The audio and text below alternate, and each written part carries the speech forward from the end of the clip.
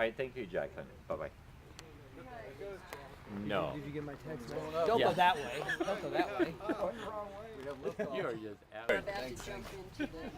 Yeah, we're gonna launch right over here. It looks like the winds are right out of the. Tom, what are the winds like? About 170, 165? Coming out of 130. Were they really? Yeah. Wow. That's even more better. Yeah.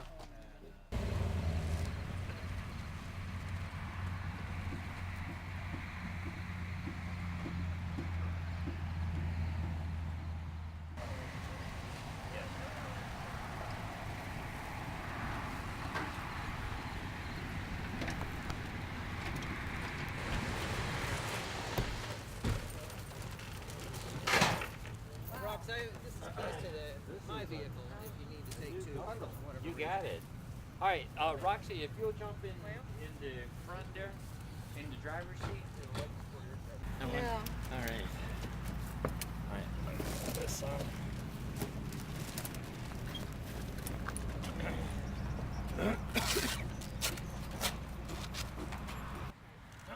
We can carry two, and then Adam can carry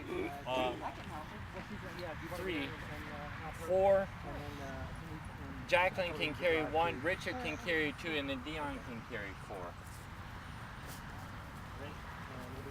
Tell me when and I'll fire it. Okay, do we actually have spark? Yes. Ready, go. It worked. This balloon's been around a while. It's a good old balloon. This one has a smile on the top, the winky. They call it winky. There's a face and a smile at the top. This is ours. We didn't fly this one. Well, I'm kind of watching. WSTV is going to do, they want to do a remote when you start blowing up. They want to get that sound. They're going to put that on the air this morning.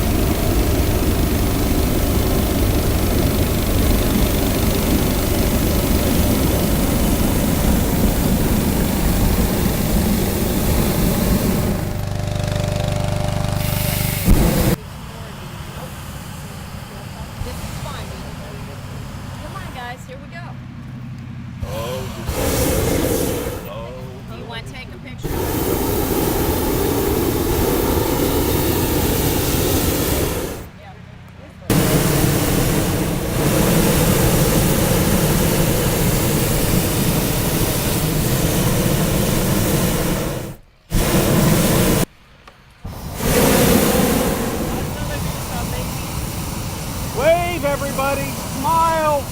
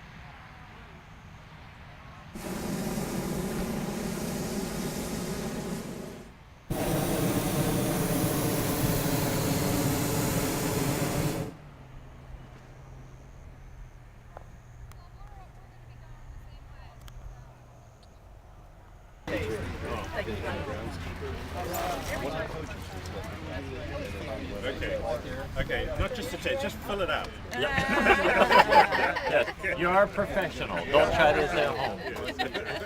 Okay, now is there another cup for me? Okay. Yes, sir. Back in 1783 was the first manned balloon flight. It was actually accomplished by the Montgolfier brothers. They were actually paper manufacturers at the time, and every day that they would burn their paper, they would notice that the ashes would float up into the sky. And so they came up with this idea that if they could trap the, let's see, everybody's standing behind me. If they could trap this energy, that they could actually put man in the sky. So they fashioned a balloon out of silk and paper, and then got some volunteers. They had a sheep, a duck, and a rooster that were volunteers, although they didn't know what they were volunteer for. They put them in the balloon, they sent them off into the sky. Well, whenever they came down and they actually survived, then they say, all right, now the next thing we need to do is put man in the sky. So they went to the king at the time, King Louis XIV. That was when Marie Antoinette lost her head and all that other, but that wasn't because of the balloon. That's another story. Okay. So anyway, so they went to the king to say, listen, we need some guinea pigs to put up in the balloon. So the king said, well, our prisons are full. You can have all the prisoners you want. They said, no. This is an honor befitting of a gentleman. So anyway, as they're going back and forth, the Montgolfier brothers snuck in and they flew, and history was made. Then a few years later, what happened is as they were flying, the balloons would land in the countryside. So the farmers were very superstitious at the time. So they come out and they chop up the balloon thinking that this is evil. And then, every time that they go out, they would destroy the balloons. So another problem, they go back to the king. Listen, everybody's destroying our balloons. How can we fix this?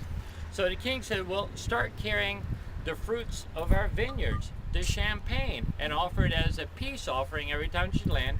And, just explain to them that how can you be evil spirits if you carry good spirits?